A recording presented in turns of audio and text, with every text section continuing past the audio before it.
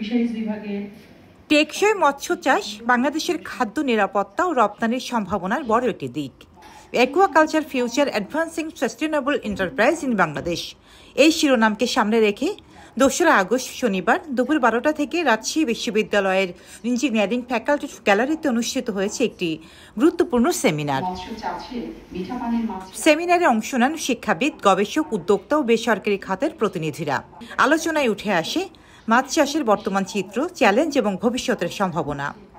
মূল প্রবন্ধে বলা হয়, উন্নত পোনা, মানসম্মত খাদ্য, যান্ত্রিক সহায়তা আর স্বতন্ত্র নীতিমালার মাধ্যমে টেকসই মৎস্য উদ্যোগ গড়ে তোলা সম্ভব। অলরেডি সেটারও একটা প্রোটোটাইপ অলরেডি আমরা ডিপার্টমেন্ট অফ ফিশারিজের 2024-25 আমরা সফল হয়ে গেছি।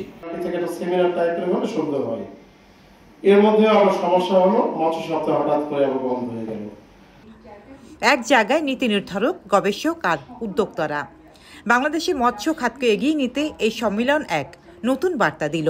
চাষি, মৎস্য খামারি এবং আমি একটা চমৎকার প্রতিভাবী। রোজিনা রোজি, দেশকাল নিউজ।